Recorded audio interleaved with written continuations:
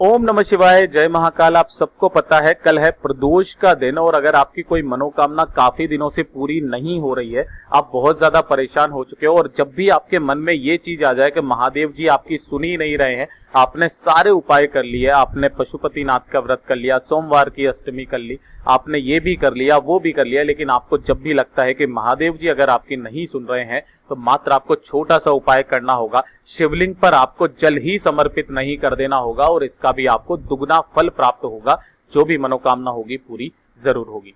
पूज्य गुरु जी की कथा से सुनकर के और समझ करके पूरे उपाय को बड़े विस्तार से बताऊंगा, परंतु उससे पहले आप सबसे एक छोटी सी गुजारिश है, जो लोग पहली बार आए हैं चैनल को सब्सक्राइब जरूर करना, वीडियो को लाइक करके महादेव जी का कोई सा भी प्यारा नाम कमेंट बॉक्स में लिखना मत भूलिएगा।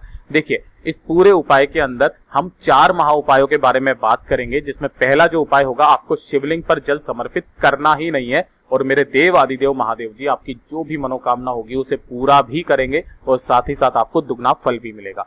पूरे वीडियो को सुनना, ध्यान से देखना, समझने की कोशिश कीजिएगा। सबसे पहले आपको प्रदोष के दिन ये वाला उपाय करना है और करना कब है, जब भी आपको ऐसा लगे कि महादेव जी अब आपकी सुन ही नहीं रहे हैं, तब आपको प्रदोष के दिन ये वाला उपाय करना होगा। प्रदोष काल के वक्त शाम के समय पर करना होगा, ठीक है। मात्र आपको 1 लोटा जल ले लेना होगा तांबे का, जिसके अंदर आपको अपने घर का शुद्ध जल भर लेना है और जो भी पूजा सामग्री वगैरह लेनी है वो आप ले लेना और इसे लेकर के पहुंच जाओगे आप कहां पर, महादेव जी के मंदिर शिवलिंग के पास। सबसे पहले तो आपको उत्तर दिशा की तरफ बैठ जाना है और जो भी आपको पूजा अर्चना जो भी चढ़ाना है चढ़ा दीजिए, ठीक है ना। चढ़ा देने के बाद जब सबसे अंत में आप क्या करेंगे, महादेव जी को जब आप जल समर्पित करेंगे शिवलिंग पर, तब सबसे पहले आपको जल समर्पित कर देना होगा कहां पर, यहां पर गणेश जी के स्थान पर, जो राइट साइड वाला भाग होता है। फिर उसके बाद में कार्तिकेय जी के स्थान पर, फिर आपको तीसरे नंबर पर माता अशोक सुंदरी के स्थान पर जल समर्पित कर देना होगा और जो चौथा सबसे खास जगह है वो है माता रानी का हस्तकमल। जो ये कटी भाग होता है, ये माता रानी का, पार्वती मैया का हस्तकमल होता है, यहां पर आपको जल समर्पित करना है। अब आप क्या करते थे, लास्ट में जल आप महादेव जी की शिवलिंग पर समर्पित करते थे, तो आपको इस बार शिवलिंग पर जल समर्पित ही नहीं कर देना है। वो जो बाकी का जल बचा है उसे लेकर के आपको पहुंच जाना होगा कहां पर, बेलपत्री के वृक्ष के पास में, और अपनी मनोकामना कहते हुए उस वाले जल को महादेव जी के नाम से ही आपको बेलपत्री के वृक्ष में डाल देना होगा, समर्पित कर देना होगा। अब इस उपाय को करने से क्या होगा, ध्यान से सुनिएगा। गुरुदेव ने जो कथा में बताया कि जब भी महादेव जी को ऐसा लगेगा कि जो भक्त मेरे लिए सब कुछ करता था वो आज मेरे ऊपर जल नहीं चढ़ा रहा है, तो उन्होंने माता पार्वती मैया को बोला था कि जो भी भक्त मेरे ऊपर जल ना चढ़ा करके नाराज होकर के अगर वो माता रानी के हस्त कमल यानी कि कटी भाग पर जल समर्पित करता है पूरे तन मन धन से, तो माता पार्वती से उन्होंने वादा किया था उसे दुगना फल प्रदान होगा, जो वो मांगेगा उसका दुगना फल उसे प्रदान होगा, ठीक है ना। और इस बात का प्रमाण जो है आपको मिलेगा कहां पर, महाभारत में भी मिलेगा, जो गुरुदेव ने बताया वही बता रहा हूं, और साथ ही साथ श्रीमद् भागवत गीता में भी आपको इसका प्रमाण मिलेगा, ठीक है। जो व्यक्ति 2 से 3 प्रदोष लगातार इस उपाय को कर लेता है, उसकी जो भी मनोकामना होती है वो पूरी जरूर होती है। ये तो हो गया पहला उपाय। अब बात करते हैं दूसरे उपाय की तरफ। अगर आपके, देखिए कई बार क्या होता है, बहुत लोग कहते हैं हम महादेव जी के भक्त हैं, हम महादेव जी की सेवा करते हैं, पूजा करते हैं, तो बहुत बुरा लगा जब मैंने एक जने से पूछा कि कौन से दिन की प्रदोष हमें क्या फल देती है, इसका भी एक खास नियम है, तो उन्हें नहीं पता था। मुझे बहुत बुरा लगा। अगर आप महादेव जी की सेवा करते हैं तो आपको पता होना चाहिए कि किस दिन की प्रदोष हमें क्या फल देती है। ध्यान से सुनना, समझने की कोशिश कीजिएगा। सबसे पहले तो जो सोमवार की प्रदोष होती है, जो भी व्यक्ति, जो भी नारी, जो भी स्त्री पूरे तन मन धन से सोमवार की प्रदोष के दिन महादेव जी की सेवा करती है, उनकी जो भी इच्छा होती है उसकी पूर्ति जरूर होती है। जो मंगलवार की प्रदोष होती है वो आपको रोग मुक्ति प्रदान करती है, ठीक है। बुधवार की जो प्रदोष होती है वो आपकी कामना की पूर्ति करती है, और जो कल है गुरुवार की प्रदोष वो आपके शत्रुओं का नाश करती है। उसके बाद में जो शुक्रवार की जो प्रदोष आती है वो हो जाती है आपकी जो घर में सुख शांति समृद्धि धन धान्य और साथ ही साथ सुख समृद्धि की भी पूर्ति करती है। उसके बाद शनिवार की जो प्रदोष होती है वो आपको संतान का सुख प्रदान करती है, और जो रविवार की प्रदोष के दिन जो व्यक्ति पूरे तन मन धन से महादेव जी की सेवा करता है, तो अगर कोई ऐसा काम है उसका जो दुनिया में कोई नहीं कर सकता, वो वाला भी काम मेरा देव आदिदेव महादेव उसे करके जरूर देता है। तो हमेशा ध्यान दीजिएगा, ये वाला उपाय बहुत ही ज्यादा अचूक जरूर कीजिएगा, और आपको ध्यान भी होना चाहिए एक महादेव जी के भक्त होने के नाते, ठीक है। तीसरे उपाय की तरफ बात करते हैं। अगर आपके जीवन में धन संपदा बिल्कुल भी नहीं है, वैभव नहीं बढ़ रहा, व्यापार भी घाटे में जा रहा है, कर्जा बढ़ रहा है, परिवार में हमेशा कलेश रहता है, तब आपको ये 5 बेलपत्री वाला बहुत ही अचूक उपाय करना होगा। गुरुदेव ने बताया था कि वैसे तो इस उपाय को करने का 5 प्रदोष का नियम होता है, लेकिन आप 2 प्रदोष कर लेना, आपकी जो भी मनोकामना होगी पूरी जरूर होगी। ध्यान से सुनना, समझने की कोशिश करना। देखिएगा, आपको ले लेना है कितनी, 5 बेलपत्रियां ले लेनी है, सुंदर सुंदर सी, जो कहीं से भी कटी फटी खंडित ना हो। ध्यान रखना, 5 बेलपत्रियां आपको ले लेनी होगी। ठीक है, किस दिन करना होगा? प्रदोष के दिन करना होगा। और कैसे करना होगा आपको समझ में आ जाएगा। सबसे पहले तो आपको 5 पत्तियां ले लेनी है, उसी के साथ आपको ले लेना होगा थोड़ा सा पीला चंदन, है ना, थोड़ा सा पीला चंदन, और आधा चम्मच के बराबर आपको ले लेना होगा गाय का घी। ठीक है, ले लिया। अब इसके सबसे पहले क्या करना कि जो आपने 5 बेलपत्रियां लिए उनमें से 4 बेलपत्री अलग रखना। ठीक है, ऐसे करके, और जो 1 बेलपत्री है उसे अलग रखना। ठीक है, अब जो 4 बेलपत्रियां हैं उन चारों बेलपत्रियों पर आपको चिकने साइड के हिस्से पर आपको क्या लगाना होगा?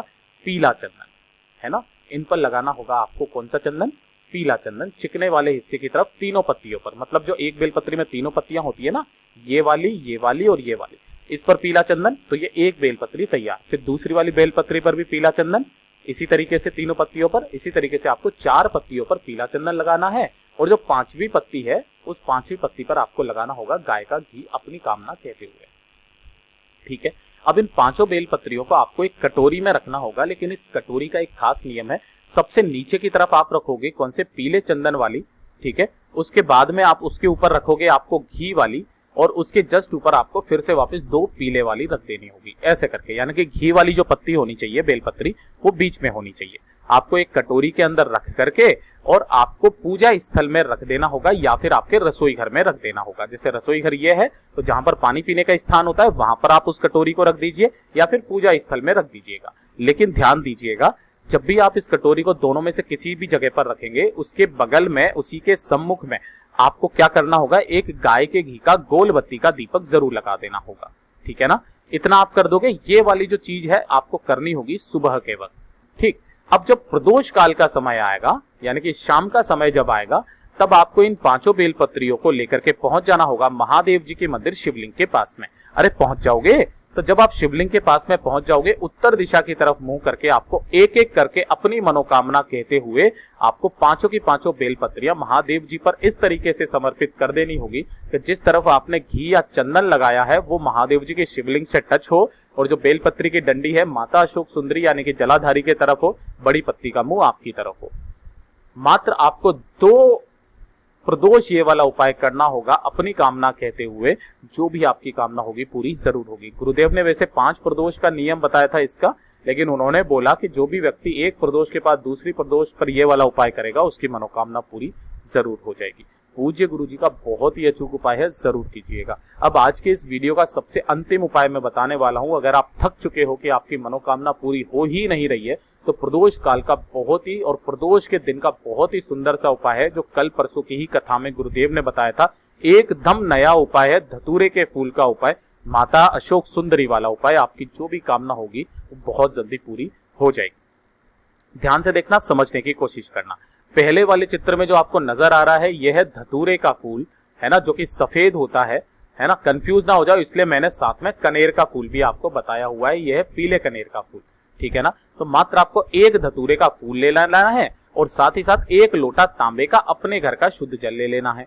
ठीक है, इन दोनों को लेकर के पहुंच जाओगे महादेव जी के मंदिर शिवलिंग के पास। अब ध्यान से देखना, जो धतूरे का फूल होता है ना, वो शिवलिंग पर 2 जगह पर समर्पित होता है। पहला होता है अशोक सुंदरी के स्थान पर, दूसरा होता है कहां पर? पहला अशोक सुंदरी के स्थान पर, और जो दूसरा होता है वो होता है शिवलिंग के ऊपर। कहां पर? शिवलिंग के ऊपर। अरे ठीक है, यहां पर आप देख लिया। अब ध्यान से देखना, इसका जो नियम है, अशोक सुंदरी के स्थान पर जब आप धतूरे के फूल को समर्पित करते हो तो जो फूल का खिला हुआ भाग है वो शिवलिंग के तरफ होता है, और जो डंडी का भाग है वो जलाधारी के तरफ होता है। और यहां पर जब आप समर्पित करते हो ऊपर की तरफ, तो जो खिला हुआ फूल है, वो खिला हुआ भाग वो आपकी तरफ होता है, और विपरीत दिशा में रहता है डंडी का तरफ, डंडी का मुंह। ठीक है, तो आप दोनों में से किसी भी जगह पर अपनी कामना कहते हुए इस फूल को समर्पित कर दोगे और 1 लोटा जल मेरे देव आदिदेव महादेव जी पर समर्पित कर दोगे। जो व्यक्ति 2 से 3 प्रदोष लगातार इस उपाय को कर लेता है उसकी सारी मनोकामनाएं पूरी जरूर हो जाती है। अब मैंने साथ में बताया था आपको कनेर के फूल का। ये कनेर के फूल का जो नियम होता है जस्ट अपोजिट होता है। जस्ट अपोजिट का मतलब क्या है कि जब आप माता अशोक सुंदरी के स्थान पर चढ़ाते हो तो इसका जो खिला हुआ भाग है वो जलाधारी के तरफ होता है और जो डंडी का भाग होता है वो शिवलिंग के तरफ होता है। जब आप शिवलिंग के ऊपर चढ़ाते हो तो खिला हुआ भाग आपसे विपरीत दिशा में होता है और डंडी आपकी तरफ होती है। इसीलिए मैंने दोनों का खास नियम बता दिया है। पूज्य गुरु जी के ये सारे उपाय बड़े ही अचूक और खास है। अगर वीडियो पसंद आई तो लाइक जरूर करना, चैनल को सब्सक्राइब जरूर कीजिएगा।